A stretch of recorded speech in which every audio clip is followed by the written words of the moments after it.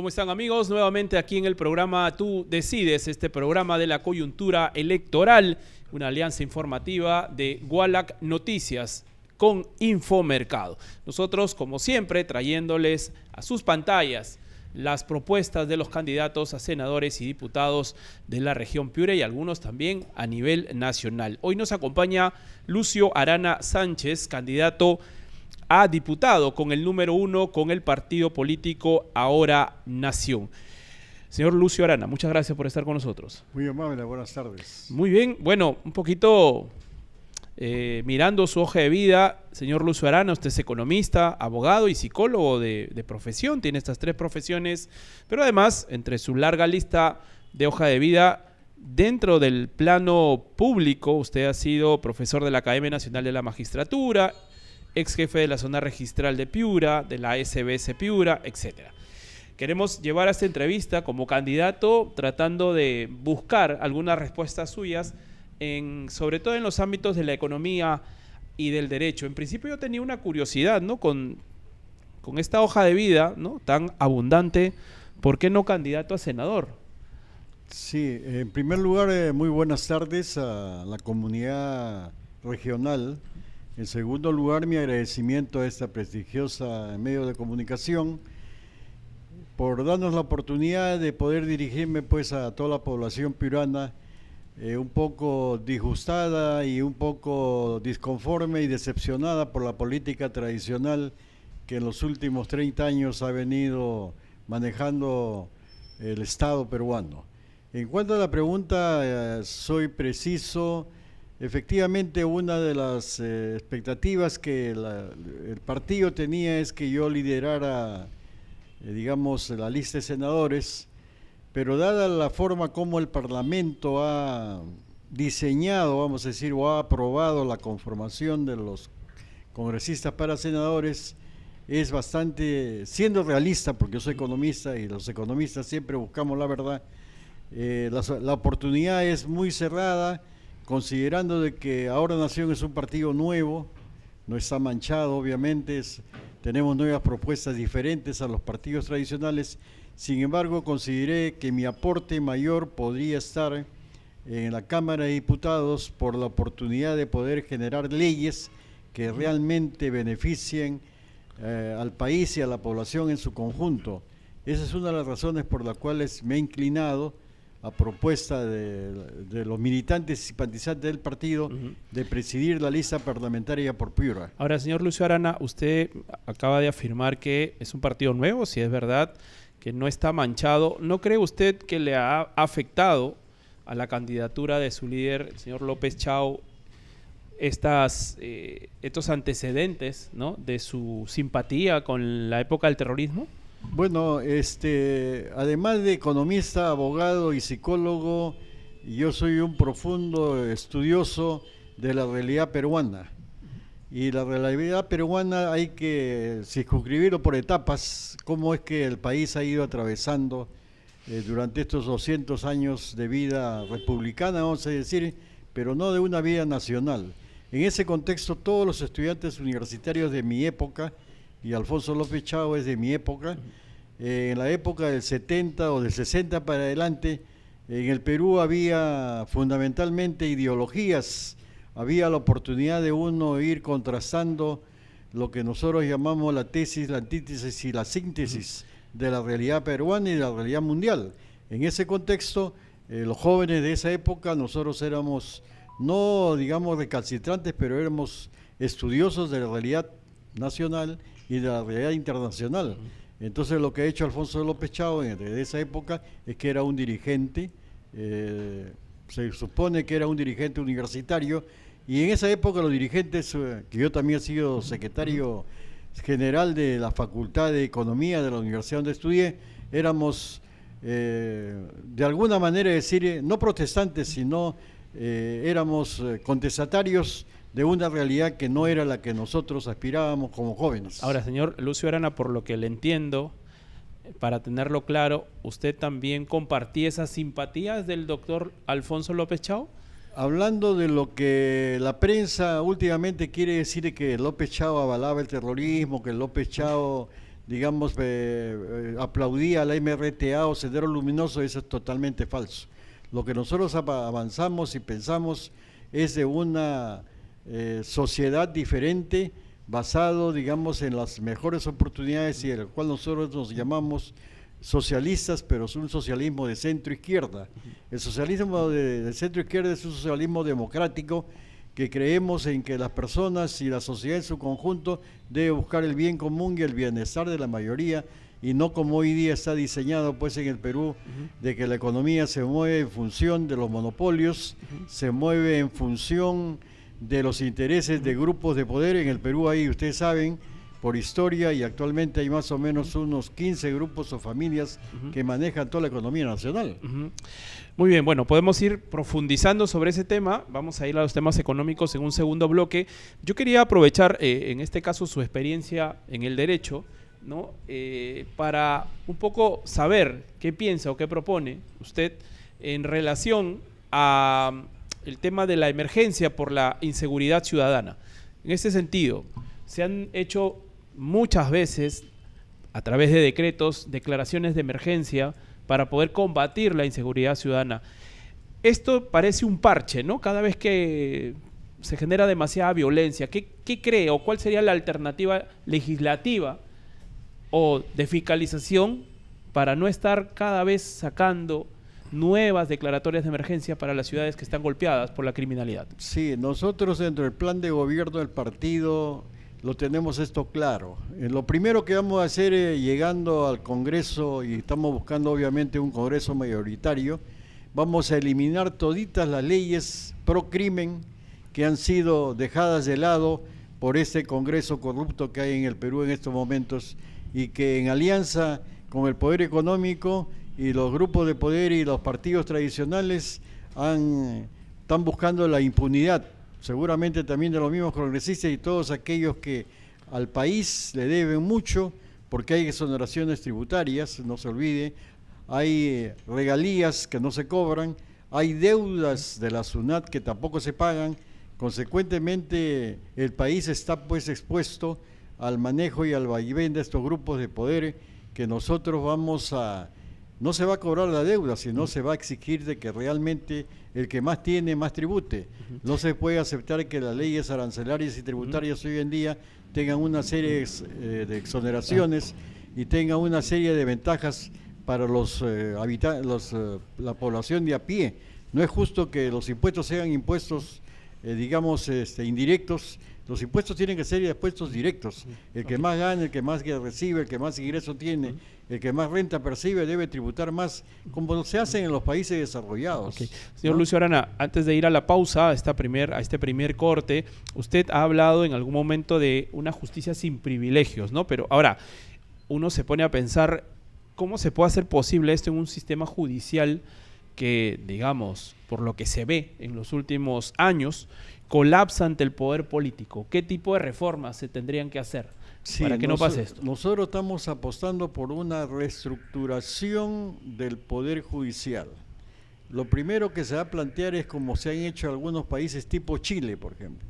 Vamos a tratar de ordenar las leyes en el Perú a través de un solo texto que nosotros los abogados le llamamos el texto único, jurídico, a efectos de que el idioma que utilizamos los abogados no sea el idioma que se aplica y entienda la población en general. Tiene que hacer un lenguaje en el la gente de a pie entienda qué significa lucrar, qué significa, digamos, el juris no sé cuánto, qué significa el tantum, que son palabras latinas generalmente que no se entiende. Entonces, primero el lenguaje va a ser un lenguaje simple, que todo el mundo lo entienda. En segundo lugar, se van a derogar todas aquellas leyes que tengan contraposición.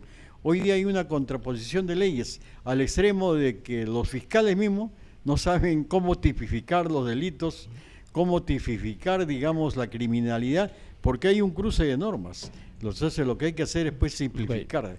Y en la simplificación creo que está la desburocratización del Estado. Muy bien, señor Lucio Arana, nos da unos minutos, por favor, vamos a ir a una pausa. Vamos a volver con más propuestas aquí en el programa Tú Decides. Usted no se mueva, volvemos en unos segundos. Gracias.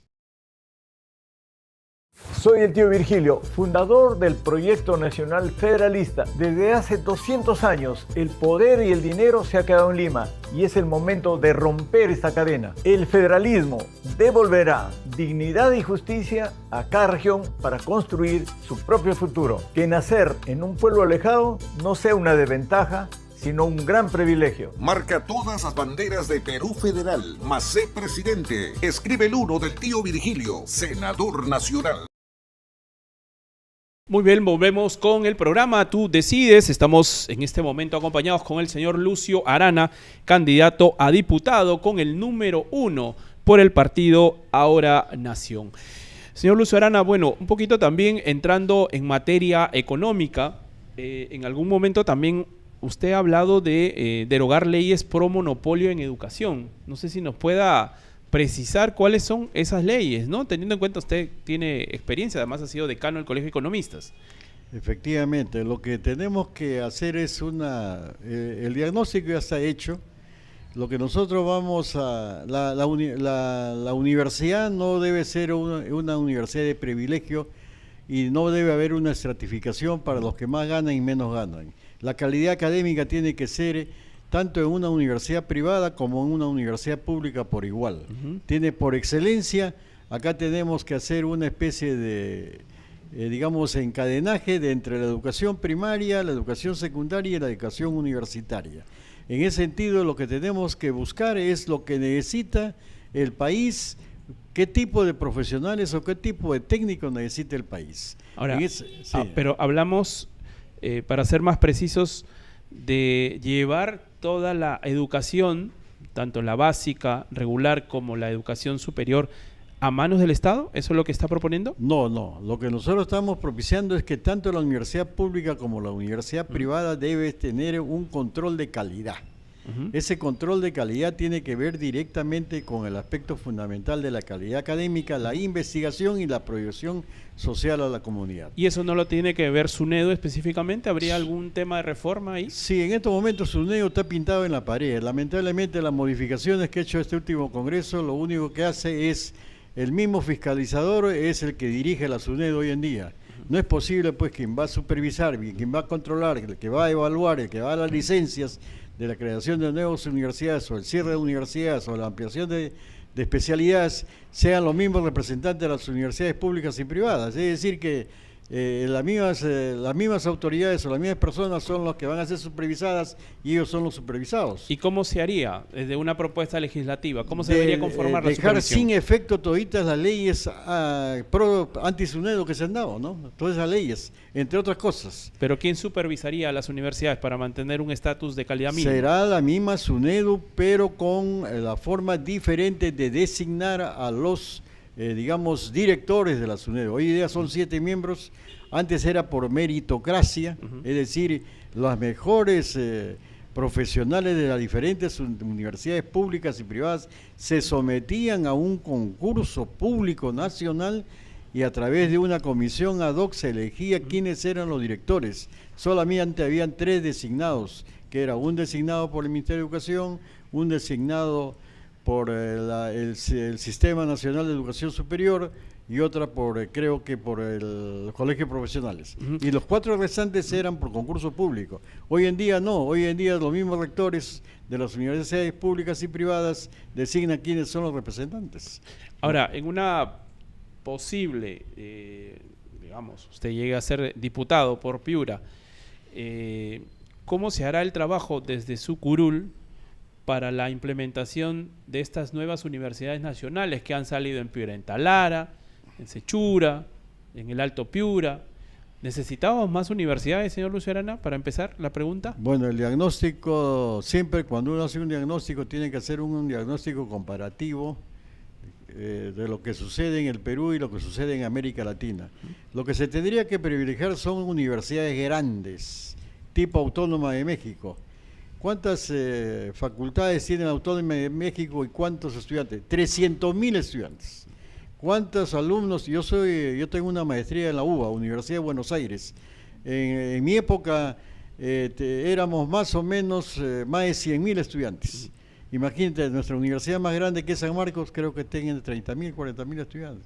Lo que se tiene que privilegiar es la especialización, lo que se tiene que privilegiar es la infraestructura y la calidad de los docentes universitarios. Con estas universidades pequeñitas lo único que se está haciendo es desperdiciar recursos. Yo pregunto, ¿qué catedrático de primera línea con el sueldo que se gana hoy día va a ir a Huancabamba, o va a ir a Yabaca, o va a ir a Talara, o va a ir, digamos, a Sechura, cuando en Lima están las grandes universidades que pagan pues 2 o 3 veces más? Claro, pero sería una ilusión perdida, ¿no? Pero digamos, por ley ya están creadas. O sea, ¿qué se puede garantizar desde el Congreso para que no pase lo que usted está contando? Lo que yo creo, sin temor a equivocarme, es de que esa Universidad Nacional de Piura, que hoy día está tomada por la corrupción, lo que tendríamos que hacer es remover a todas estas autoridades, hacerles una supervisión y control, y que más bien la Universidad Nacional de Piura, para no ir contra las expectativas de estas provincias tipo Huancabamba, Talara, que se formen en esas universidades filiales de la Universidad Nacional de Piura, que sí tiene, digamos, infraestructura de mano de obra o personal catedrático capacitado, para que vayan a enseñar en esas universidades con las especialidades que han sido autorizadas con esta ley, ¿no? Con esas leyes, porque pensar de que van a construir nuevos pabellones, van a llevar catedráticos de primer nivel, creo que es simplemente un engaño político de estos diputados hoy en día, con el afán seguramente de reelegirse. Todo esto tiene lamentablemente corolario eso. Por lo que va mencionando, usted no le augura un buen futuro a estas nuevas universidades, señor Lucio Arana. No solamente que no le auguro un futuro, lo que pasa es que no hay presupuesto en el país, y sin presupuesto, ¿cómo se hace las obras de infraestructura? ¿Cómo se busca calidad académica? Y hablando de infraestructura, necesitamos más represas. ¿Cómo poder trabajar eso? No Poechos ya está sedimentada y de las represas vive parte de la economía regional. Definitivamente, yo también he trabajado en la Autoridad Autónoma de Cuencas Hidrográficas Chera Piura cuando éramos una entidad autónoma. Trabajé varios años como asesor jurídico, y lo que lamentablemente se ha hecho es volver al centralismo a través de la Autoridad Nacional del Agua. Ese tiene que ser revertido para que cada región tenga su propio manejo de los recursos hídricos. Hoy en día Poechos está funcionando en el 40%, capacidad 1.000 millones de metros cúbicos, y hoy día solamente tenemos 400, San Lorenzo igual. ¿Qué hay que hacer? Bueno, pues muchas empresas privadas han venido del extranjero y quieren descolmatar. Simplemente que el Estado le dé la concesión de los sedimentos, que dice que tiene oro y que dice que ellos lo hacen gratis. Habría que ver esos diagnósticos que están ahí circulando hace varios años, o de lo contrario habría que elevar pues la cota para efecto de dar un poquito más del almacenamiento. O sea, creo que por ahí no está un poco la solución, porque esa es una solución que necesita muchos miles de millones. La solución sería pues en crear estos reservorios satélites que hace muchos años también está en la carpeta del olvido. Y ahí, desde el Congreso, ¿cómo se puede impulsar eso? ¿A través de un ministerio específico? ¿APP? ¿Cómo se haría? Yo considero que habría que declarar una emergencia nacional del manejo de los recursos hídricos para poder dotar a los agricultores, que hoy por hoy es el único sector que da mano de obra. Habría que buscarle un financiamiento a los agricultores. Si hoy día va usted, digamos, acá a San Lorenzo, los pequeños y microagricultores que manejan no más de 10 hectáreas no tienen agua. Con la justa trabajan para sobrevivir, pero usted revise las grandes agroexportadoras, todas tienen almacenado miles de metros cúbicos de agua a través de pozos que han hecho en forma privada, no sé si tendrán autorización, pero usted va y parece un manantial de agua almacenada, y obviamente ellos tienen garantizado la agroexportación. Y en esa línea, señor Arana, usted ha hablado de industrializar el agro, por lo que acaba de señalar. ¿La agroexportación no sería una aliada de esa idea de industrializar el agro? Efectivamente, hay que buscar, nosotros somos convencidos que sin una industrialización no hay valor agregado, y si no hay valor agregado no habría la capacidad de poder generar ingresos y utilidades en el mercado internacional. Por eso el eslogan del Partido Ahora Nación es todo el poder a las regiones. Muy bien, señor Lucio Arana, vamos a una pausa. Con ustedes, no se muevan, por favor. Venimos con el último bloque. Conversamos con Lucio Arana, candidato a diputado con el número 1 por el Partido Ahora Nación. Volvemos. Hola, soy George Forsyth y no soy un político de discursos. Hablo de frente y actúo con decisión. Hoy el Perú vive con miedo y eso tiene que terminar, porque no hay nada más importante que tu tranquilidad y la de tu familia. Cada 5 años todos se creen expertos en seguridad ciudadana y el resultado siempre es el mismo. Yo ya me enfrenté a las mafias y lo voy a volver a hacer. Con decisión, el Perú sí puede cambiar.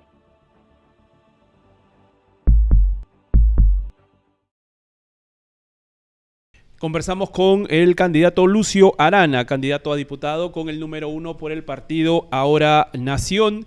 Con él, debido digamos, a los múltiples cargos en el Estado, se pueden conversar de varios temas. Señor Lucio Arana, en este último bloque queríamos un poco hablar en relación a esta experiencia. Usted fue jefe de la SBS aquí en Piura, de la Superintendencia de Banca y Seguros, y algo de lo que los peruanos en general padecemos es en relación a los altos costos de los créditos bancarios, por ejemplo. ¿Hay alguna reforma específica que se pueda hacer en ese tema? Sí, considero que efectivamente el sector financiero es un sector oligopólico en el país. Hay muy pocos bancos. Y la pregunta es que uno se hace, ¿por qué hay muy pocos bancos y en otros países hay N bancos? Lo que pasa es que la legislación peruana es una legislación demasiado coercitiva y los montos que piden como capital inicial para poder aperturar una sucursal de un banco o una financiera es muy alto en términos relativos en comparación al tipo de economía que manejamos nosotros. En ese sentido, ¿qué hay que hacer? Lo que han hecho otros países, simplemente flexibilizar el ingreso de estos bancos, obviamente de prestigio, bancos grandes que no vienen acá. Los bancos que vienen acá son bancos medianos para pequeños, pero hay bancos que muy bien podrían venir cuando la economía esté en ascenso, podrían venir a traer sus capitales. ¿Y qué tipo de barreras se deberían flexibilizar para el ingreso de nuevos bancos? Por ejemplo, el monto que se pide para abrir una financiera o un banco. En estos momentos no tengo el monto exacto, pero es un poco alto en función del tipo de economía que nosotros tenemos. Aperturar un poco. En segundo lugar, ¿qué se debe hacer? Establecer tasas de interés. No se va a fijar, no se va a establecer un techo, pero en función del riesgo, ¿no? Hoy en día las tasas de interés, increíblemente, los que más pagan son los que menos ingresos tienen o menos facturan. En cambio, los grandes empresarios, la tasa de interés es menor. Yo me pregunto, ¿y no puede haber una especie de equilibrio financiero en cuanto a tasas activas y tasas pasivas para efecto de establecer un equilibrio y un precio justo, que en este caso es la tasa de interés? ¿Es posible? Sí, es posible.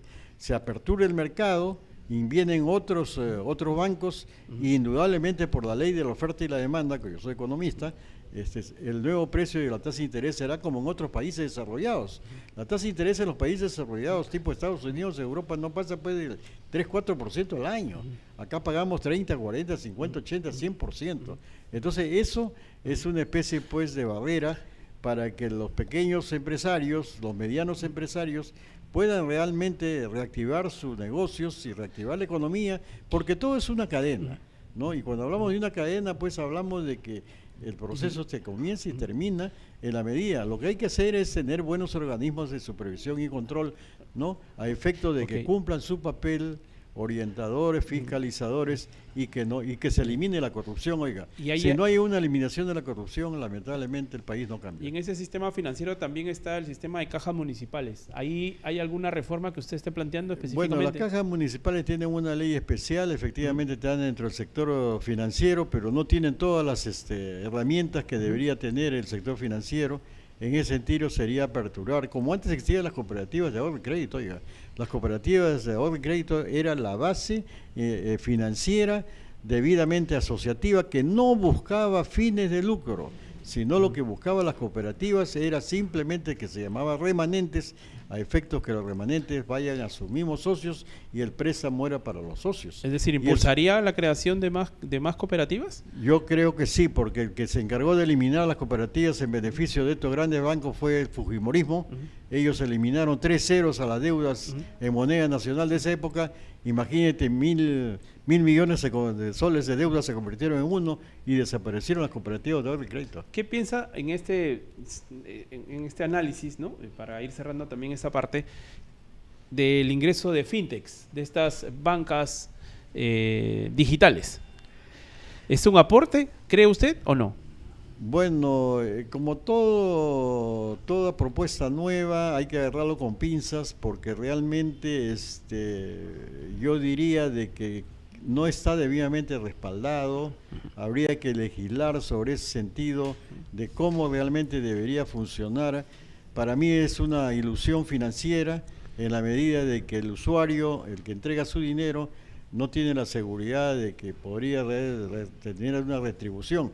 Es una operación de alto riesgo, que habría que analizarlo, ¿no? Digamos, ¿no le da confianza el tema de las fintech? No, en estos momentos no, dada que no hay una legislación clara y precisa de cómo va a intervenir en un mercado tipo el Perú, en el cual hoy día todos somos desconfiados. Y lamentablemente con la desconfianza no hay garantía para los negocios. Señor Lucio Arana, en su calidad le pregunto en su condición de economista, ¿qué le pareció la declaración de su líder de coger un 50% de las reservas internacionales para afrontar temas económicos? Sí, lo que pasa es que acá viene una tergiversación. Alfonso López Chao ha sido 2 periodos de más de 12 años, creo, ha sido director del Banco Central de Reserva. Él conoce la institución de adentro. Es como me preguntaran a mí qué pienso yo del manejo de una institución financiera cuando no declara lo que debe declarar, ¿no? En ese sentido, lo que él ha propuesto es una especie de garantía simplemente para crear unos fondos de inversión. Esos fondos de inversión funcionan en todos los grandes países desarrollados tipo China, Japón, ¿no? Esos son fondos de inversión que se utiliza para, justamente como dice, para hacer inversiones, pero no se entregan, sino que es una especie de capital revolvente que gana una tasa de interés y luego regresa al banco. Es solamente como una especie de garantía. Hoy en día, ¿qué hace el Banco Central de Reserva?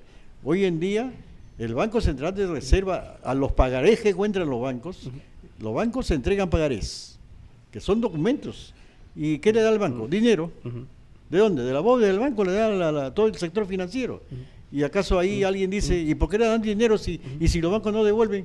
Entonces los bancos lo que hacen es luego devolver y pagan una tasa de interés, obviamente muy por debajo del sector financiero internacional. Para ir cerrando, ¿impulsaría el incremento del sueldo mínimo y hasta cuánto?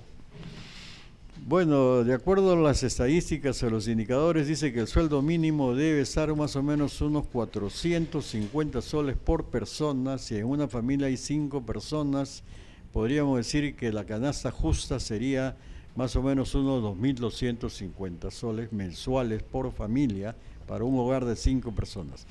Hablar hoy día de que habría que incrementar el sueldo mínimo, creo que lo mínimo que se podría hacer en todo caso sería un incremento en función de la tasa de inflación hasta que se haga un estudio o un diseño conjunto de cómo se mueve la economía, no solamente en cuanto al salario mínimo, sino que antes que el salario mínimo hay otro problema mayor que es el problema de la informalidad. Ese problema de la informalidad tiene que ser desterrado, tenemos que incorporar a los informales para que puedan ser parte de la actividad económica activa y a su vez se les tenga un seguro futuro. Hoy en día los informales, que son cerca del 75-78%, están marginados de la economía formal. Ahora, y esa marginación es un poco por la burocratización del Estado, ¿no? Entonces sí reconoce que sería peligroso, ¿no?, subir el sueldo mínimo, entendiendo que además el 98% de las empresas en Perú son micro y pequeñas empresas. Sí, ¿no? Sería riesgoso porque podría resultar la enfermedad más grave que la cura, ¿no? No se de Labra de la Viuda. En este paraje inhóspito es donde estamos planteando construir el complejo penitenciario. Todos los convictos por sicariato, extorsión, narcotráfico, feminicidas, los violadores vendrán a pagar sus culpas aquí, a pagar las consecuencias de sus acciones. Vendrán a pasar sus últimos días, lo que les quede de vida, y solamente traen desdicha y terror entre los buenos ciudadanos. Muy bien, señor Lucio Arana, le agradecemos por haber estado aquí, le deseamos mucha suerte y esperamos volvernos a encontrar para una nueva entrevista. Agradezco la oportunidad y no sin antes expresar a la comunidad regional de que este es un partido nuevo, que realmente queremos que todo el país sea parte y participe directamente en un nuevo plan de gobierno, que queremos que los marginados sean parte de este país y de esta nación. Muy agradecido. Muy bien, Lucio Arana, candidato a diputado con el número 1 por el partido Ahora Nación, estuvo conversando con nosotros aquí en el programa. Nos vemos en una próxima edición. Hasta luego.